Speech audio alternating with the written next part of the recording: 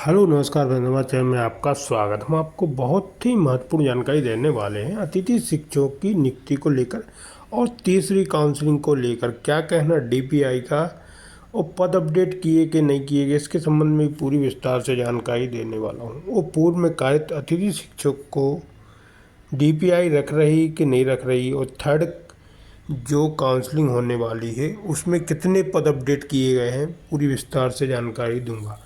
आप वीडियो में बने रहे। क्या कहना रविकांत गुप्ता जी का, इनका डीपीआई में बात की गई है। इसमें बोला गया है कि डीपीआई पूरी तरह से सहयोग नहीं कर रही है अतिथि शिक्षकों का, ताकि इनकी समस्या का समाधान हो सके। पद अभी पूरे अपडेट नहीं किए गए हैं, अपडेट करने की बात की जा रही है। ठीक है, पूरी विस्तार से जानकारी देने वाला हूँ। रविकांत गुप्ता जी का क्या कहना अतिथि शिक्षकों की नियुक्ति को लेकर। आप वीडियो में बने रहें, वीडियो पूरा देखें।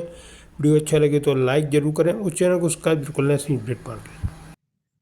डीपीआई कभी भी कोई भी आदेश या कोई भी कार्य करता है, कभी भी पूर्ण तैयारी से नहीं करता और हमेशा उसकी आदत रही है तुगलकी फरमान जारी करने की। जब मन करता है कोई भी आदेश जारी कर देगा, ये नहीं देखता कि इसमें किसका नुकसान हो रहा है और किसका फायदा हो रहा है। आज जो भी आदेश जारी हुए हैं, इसके पहले जो आदेश जो बताया गया था डीपीआई के माध्यम से, और आयुक्त मैडम का भी कहना यही था कि हम नियुक्ति दिनांक को लेकर के कार्य करेंगे, और आज जो आदेश जारी हुआ बिल्कुल उसके उलट कर दिया गया। क्योंकि इसके कुछ दिन पहले ही आज जो आदेश जारी हुआ, कुछ दिन पहले ही हमारी चर्चा इस संबंध में हुई थी कि आखिर स्कूलों से बाहर किसको करेंगे, बरसों से कार्यरत जो साथी हमारे उनको, या जो अभी अभी लगे हैं उनको। तो आयुक्त मैडम का कहना यह था कि हम उन्हें बाहर करेंगे जो जब हमने ज्वाइनिंग करवाई थी, और ज्वाइनिंग करते समय जब स्कोर कार्ड जिसका अधिक या कम था उसके अनुसार हम मेरिट सूची तैयार कर रहे हैं और उसके अनुसार ही लोगों को बाहर करना है। लेकिन उसके उलट आज आदेश जारी होता है कि नहीं, ऐसा नहीं होगा। स्कोर कार्ड चेंज हो गया, स्कोर कार्ड चेंज होने के बाद जिसका स्कोर अधिक है वो स्कूल में रहेगा, जिसका कम है वो बाहर हो जाएगा। और ये नियम बिल्कुल गलत है, क्योंकि आज अगर कोई अभी डेट वेट करके आ जाए, अभी कोई अनटेंड है, अभी ट्रेंड होकर के आ जाए अपने स्कोर कार्ड में, वो ऐड करा लिया, बोल दे नहीं मैं टॉप में आ गया तो पहले मुझे रखो, मेरा अधिकार है, तो ऐसा नियम नहीं होगा। जो जो नियुक्ति आपकी हुई थी, नियुक्ति के समय जो स्कोर कार्ड जिसका था उसी स्कोर कार्ड को देखा जाता है। लेकिन आज जो आदेश डीपीआई ने जारी किया है वो बहुत ही गलत तरीके से जारी किया गया है, क्योंकि इसमें कहीं ना कहीं गलती पूरी तरह से डीपीआई की है, क्योंकि उन्होंने अनुभवी साथियों को बिल्कुल पूरी तरह से बर्बाद कर दिया।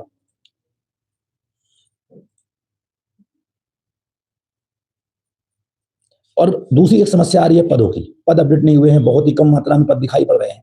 उसमें भी गलती संस्था प्रमुख, संकुल प्रचार और कहीं ना कहीं हमारे उन अतिथि शिक्षकों की है जो मूर्खता वाला कार्य करते हैं।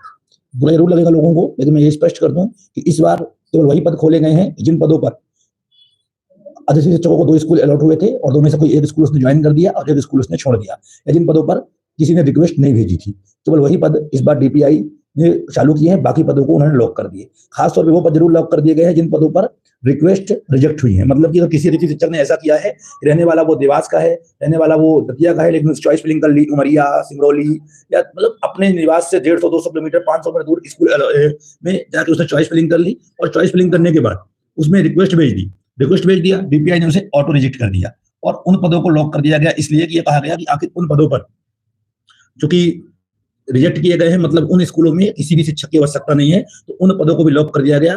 इसमें सबसे बड़ी गलती उन अतिथि शिक्षकों की है जिनको स्कूल में लेना नहीं है, जाना नहीं होता, लेकिन दिखता है रिक्त पद तो 500-500 किलोमीटर दूर स्कूलों को चॉइस फिलिंग कर देते हैं। तो जो ये तीसरी काउंसलिंग हो रही है, तो केवल उसमें वही पद खोले गए हैं जिसको संस्था प्रमुखों ने सत्यापित पहली बार किया था, और उसके बाद सेकंड काउंसलिंग में जो पदों पर अतिथि शिक्षकों की किसी कारण से भर्ती नहीं हो पाई थी, जिन पदों को रिजेक्ट कर दिया गया था उन पदों को भी लॉक कर दिया गया है। तो इस बार चूंकि आज मैं भोपाल में था नहीं, आज मैं अभी इंदौर से आ रहा हूँ, कल मैं डीपीआई जाऊंगा और इस संबंध में भी चर्चा करूंगा कि आखिर ऐसा क्यों हो रहा है। अगर गलती संकुल प्रचार करते हैं, संस्था प्रमुख करते हैं, और उसको भुगतना किसको पड़ता है, जो स्कूल के छात्र हैं और साथ में हम लोगों को।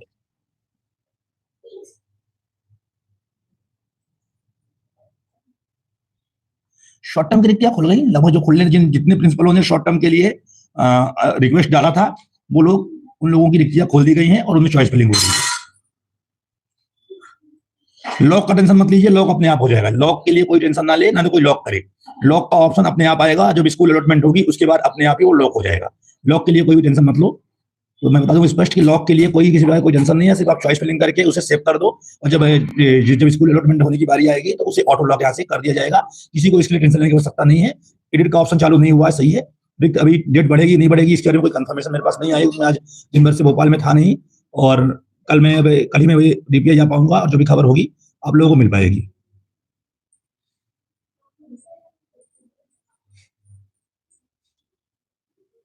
आज रात 2 बजे चॉइस फिलिंग के लिए पोर्टल में शॉर्ट टर्म और लॉन्ग टर्म दोनों को चालू किया गया है और उम्मीद है कि कल भी शायद स्कूल में चॉइस फिलिंग करने को मौका मिले। अभी कह नहीं सकते क्योंकि इस तरह की कोई भी बस खबर नहीं है।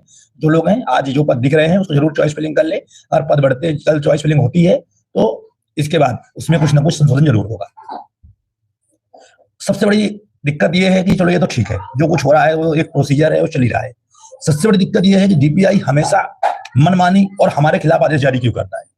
आपने देख लिया, उन्होंने अनुभव के अंक काटे, फिर पूर्व से कार्यरत बहुत सारे साथियों को बाहर कर दिया किसी न किसी कारण से। संस्था प्रमुख और उनके प्रिंसिपलों ने गलती की, हमने कहा हम कार्रवाई करेंगे, किसी एक प्रिंसिपल पे कार्रवाई नहीं हुई, ना तो किसी डीओ पे कार्रवाई हुई। इसके बाद कहा गया कि जो पहले से काम कर रहे थे, हम स्कोर कार्ड जो जुलाई में जारी हुए थे ज्वाइनिंग के समय पर ज्वाइन हुआ था उसके अनुसार लोगों को बाहर करेंगे। और आज जब उन्होंने आदेश जारी किया तो उन्होंने ये कह दिया कि वर्तमान में जिसका स्कोर कार्ड अधिक है उसको हम रखेंगे। इसको चैलेंज किया जा सकता है, लेकिन दिक्कत ये बात की है कि जो लोग हाई कोर्ट के लिए मन बना रहे हैं कि हम हाई कोर्ट जा रहे हैं, बहुत सारे लोगों का मैसेज देखता रहता हूँ कि हम हाई कोर्ट जा रहे हैं, जो चलना हो चलिए। एक बात ये ध्यान रखना कि हाई कोर्ट जाने से किसी को कुछ भी नहीं मिलना।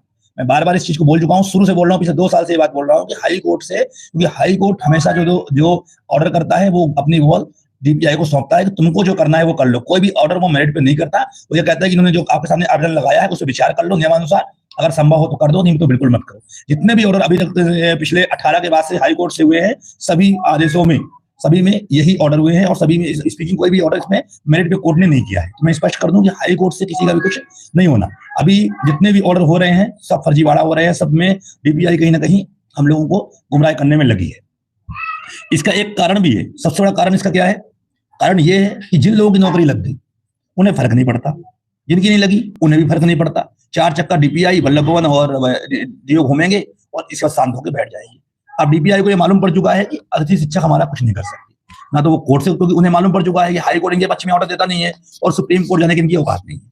जो मैं बोलूँ स्पष्ट बता दूं, क्योंकि सुप्रीम कोर्ट में लगते हैं पैसे, 2 4 10 लोग भी अगर चाहें तो एक टीम बना करके भी सुप्रीम कोर्ट जाके एक ऑर्डर, क्योंकि सुप्रीम कोर्ट की गाइडलाइन है कि अतिथि शिक्षक को रिप्लेस नहीं कर सकता। सबसे बड़ा रीजन तो ये है कि शॉर्ट टर्म में चॉइस फिलिंग की है, बहुत बड़ी गलती है। जहां पे संकुल प्रचारों ने किसी कारण से पोर्टल में फीड नहीं किया, संकुल प्रचारों ने किसी कारण से आप लोगों का नाम ऐड नहीं किया मेरिट में, संकुल प्रचारों ने शॉर्ट टर्म से लॉन्ग टर्म कर दिया, ये सब गलतियां विभाग की है, हमारी नहीं है।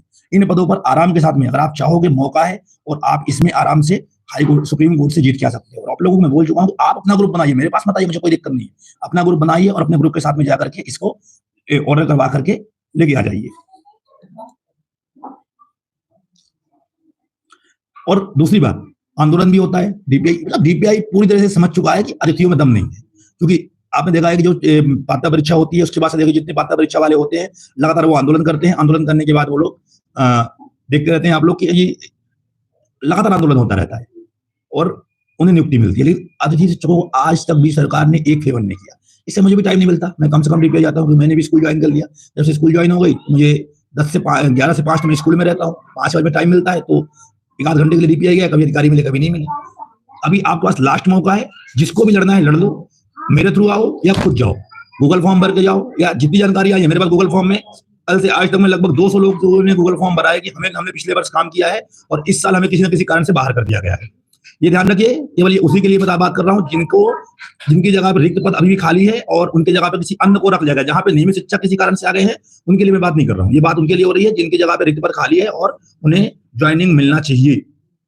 लेकिन हमें क्या है, हम चाहते हैं कि हम घर बैठे रहें, कोई मसीहा आए, डीपीआई हम जाके घुमाए और हमको अन्य कोई काम नहीं है और हमें अन्य कोई भी काम अपने से नहीं करना है। और मैं शुरू से चिल्ला रहा था कि भाई चले जाओ सुप्रीम कोर्ट चले जाओ, और कोई बड़ी बात नहीं है। अगर 100 लोग इकट्ठा हो गए तो 5,000 रुपए पर व्यक्ति आएगा, कोई बड़ी बात नहीं होती। 50 लोग इकट्ठा होते हो तो मुश्किल से 8 से 10,000 रुपए पर व्यक्ति आएगा। और ये याद रखो कि आपकी जिंदगी के लिए, मतलब आपका, क्योंकि जो इस साल लग नहीं पाया तो अगले वर्ष बहुत ही मुश्किल है कि दोबारा वो स्कूल में किसी भी कारण से वो लग पाएगा। तो मैं बार बार बोल रहा हूँ, अभी बोल रहा हूँ कि आप लोग अपनी टीम बनाइए, चाहे वो शॉर्ट टर्म वाले हो चाहे लॉन्ग टर्म वाले हो। खासतौर पर इनका परसेंटेज कम है तो कभी नहीं लग सकते। मैंने पिछले वर्ष भी इतनी बार आप लोगों से आग्रह किया कि हाई कोर्ट न जाके आप लोग सुप्रीम कोर्ट जाइए, सुप्रीम कोर्ट से लड़िए, क्योंकि सुप्रीम कोर्ट से ही आपका भविष्य, चाहे किसी भी प्रकार की चीज हो, आपका सुप्रीम कोर्ट से ही होना है और हाई कोर्ट से कुछ भी नहीं होना। सर जी, आंदोलन बिल्कुल होना चाहिए, लेकिन करना कौन चाहता है? कौन करता है बताओ? आंदोलन के लिए आंदोलन बुलाओ। वर्तमान में 1,25,000 लोग कार्य कर रहे हैं ट्राइबल और एजुकेशन में मिला के, लेकिन जब आंदोलन की बारी आती है तो मुश्किल से 8,000, 7,000, 5,000, 2,000 की संख्या आती है। 10% लोग आने को तैयार नहीं है, क्या आंदोलन किसके नाम